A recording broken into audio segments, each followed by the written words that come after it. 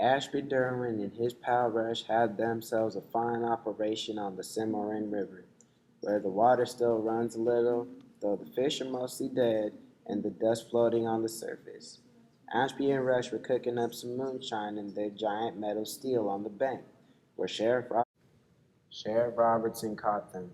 He found jugs of finished whiskey and barrels of mash. He found 2 stacks of rye, and he found sugar, 1,000 pounds of sugar. The government men took Ashby and Rush off to the Enid for breaking the law, but Sheriff Robertson stayed behind and took apart the steel, washed away the whiskey and the mash, and thought about the sugar. All that sugar, 1/2 ton of sugar. Sheriff decided some should find its way into the mouths of the kids. Bake for them, Miss Freeland, he said. Bake them cakes, and them cookies and pies. Cook them custards, and cobblers and crisps. Make them candy and taffy, and apple pandowdy. Apple pandowdy? These kids, Sheriff Robinson said, ought to have something sweet to wash down the dusty milk. And so it did. The competition. I suppose everyone in Joyce City and beyond, all the way to Felt and Keyes, and even Guyman came to watch the talent show at the Palace Thursday night. Backstage, we were 17 amateur acts, our wild hearts pounding, our lips sticking to our teeth. Our urge to empty ourselves top and bottom made a sorry sight in front of the famous Hazel Herd players. But they were kind to us, helped us with our makeup and our hair, showed us where to stand, how to bow, and the quickest route to the toilet. The audience hummed on the other side of the closed curtain. Ivy Huxford kept peeking out and giving reports of who was there, and how she never saw so many seats filled in the palace, and that she didn't think they could squeeze a rattlesnake into the back even if he paid full price, the place was so packed. My father told me he'd come once chores were done. I guess he did. The Grover boys let us off. They worked a charm. Baby on the sax, Jake on the banjo, and Ben on the clarinet. The Baker family followed, playing just like they do at home every night after dinner. They didn't look nervous at all. The tap dancers, they rattled the teeth in their jaws and the eyeballs in their skulls, their feet flying, their arms swinging, their mouths gaping. Then Sunny Lee Halem tumbled and leaped onto the stage, the sweat flying off her, spotting on the palace floor. Marsh Wharton struggled out, his accordion leading the way. George and Agnes Harkins ran their fingers over the strings of their harps, made you want to look up into the heavens for angels, but only scenery and lights and ropes and sandbags hung overhead, and then there was me on the piano.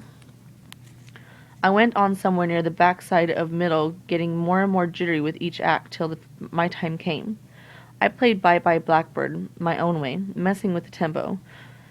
And the first part sounded like I used just my elbows, but the middle sounded good. And the end, I forgot I was even playing in front of the packed Palace Theater. I dropped right inside the music and didn't feel anything till after when the clapping started, and that's when I noticed my hands hurting straight up into my shoulders. But the applause made me forget the pain. The audience roared when I finished. They came to their feet, and I got third prize, $1, while Mad Dog Craddock singing won second, and Ben Grover and his crazy clarinet took first. The tap dancers pouted into their mirrors, peeling off their makeup and their smiles. Bertie Jasper claimed it was all my fault she didn't win, that the judges were just being nice to a cripple. But the Harp and Harkins were kind, and the Hazel Herd players wrapped their long arms around me and said I was swell, and in the sweaty, dim chaos backstage, I ignored the pain running up and down my arms. I felt like I was sort of something grand, but they had to give my ribbon and my dollar to my father, 'cause I couldn't hold anything in my hands. February 1935.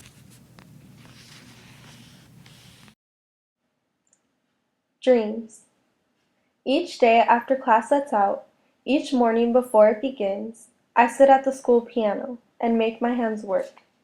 In spite of the pain, in spite of the stiffness and scars, I make my hands play piano.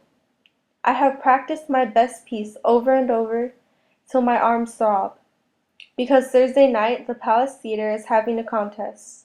Any man, woman, or child who sings, dances, reads, or plays worth a lick can climb onto that stage. Just register by 4 p.m. and give them a taste of what you can do, and you're in. Performing for the crowd, warming up the audience for the Hazel Herd players.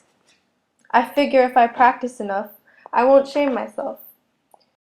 And we sure could use the extra cash if I won. $3 first prize, $2 second, $1 third. But I don't know if I could win anything. Not anymore. It's the playing I want most. the proving I can still do it, without Arlie making excuses. I have a hunger, for more than food. I have a hunger bigger than Joy City. I want tongues to tie and eyes to shine at me like they do at Mad Dog Craddock. Course they never will. Not with my hands all scarred up, looking like the earth itself, all parched and rough and cracking. But if I played bright enough, maybe they would see past my hands. Maybe they could feel at ease with me again, and maybe then I could feel at ease with myself. February 1935. The piano player. Arlie says, "We're doing a show at the school in a week, Billy Joe. Come play with us." If I asked my father, he'd say yes. It's okay with him if I want to play. He didn't even know I was at the piano again till the other night. He's making some kind of effort to get on better with me now, since I did him proud at the palace. But I say no. It's too soon after the contest. It still hurts too much. Arlie doesn't understand. Just practice more, he says. You'll get it back. You can travel with us again this summer, if you'd like. I don't say. It hurts like the parched earth with each note. I don't say. One chord and my hands scream with pain for days. I don't show him the swelling or my tears. I tell him, I'll try. At home I sit at Ma's piano. I don't touch the keys. I don't know why. I'll play Stormy Weather in my mind, following the phrases in my imagination, saving strength, so that when I sit down at a piano that is not Ma's, when everyone crowds into the school for Arlie's show, no one can say that Billy Joe Kilby plays like a cripple. March 1935. No good. I did play like a cripple at Arlie's show. Not that Arlie would ever say it. But my hands are no good anymore. My playing's no good. Arlie understands, I think. He won't ask again.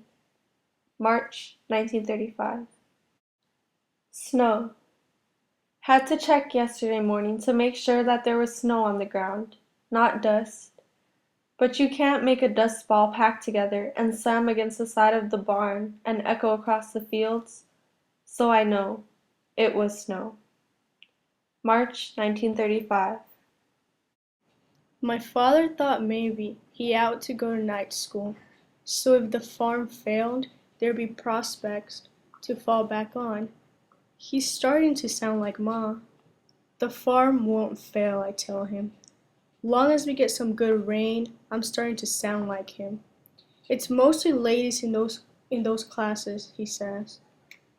They take bookkeeping and civics and something called business English. I can't imagine him taking any of those things. But maybe he doesn't care so much about the classes. Maybe he's thinking more about the company of ladies. I'll bet none of the ladies mind spending time with my father. He's still good looking with his strong back, and his blondie red hair, and his high cheeks rubbed with wind. I shouldn't mind either. It's dinner I don't have to come up with, 'cause the ladies bring chicken and biscuits for him. I'm glad to get out of cooking. Sometimes with my hands, it's hard to keep the fire, wash the pans, hold the knife, and spread a little butter. But I don't mind spending time with all those biddies. I turn my back on him as he goes, and settle myself in the parlor and touch Ma's piano. My fingers leave sighs in the dust. Dust pneumonia. 2 Fridays ago, Pete Guyman drove in with a truck full of produce. He joked with Caleb Hardley, Mr. Hardley's son, while they unloaded eggs and cream down at the store. Pete Guyman teased Caleb Hardley about the Wildcats losing to Hooker. Caleb Hardley teased Pete Guyman about his wheezy truck sucking in dust. Last Friday, Pete Guyman took ill with dust pneumonia. Nobody knew how to keep that produce truck on the road. It sat, filled with turkeys and heavy hens, waiting for delivery. It sat out in front of Pete's drafty shack, and sits there still, the cream curdling, the apples going soft. Because a couple of hours ago, Pete Guyman died.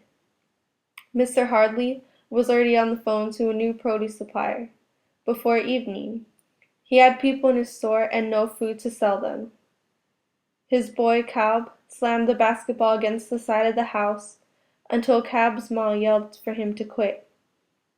And late that night, a truck rattled up to the store, with colored springs, dozens of hens, filthy eggs, and a driver with no interest whatsoever in young Calb Hardley or his precious wild cats. March 1935.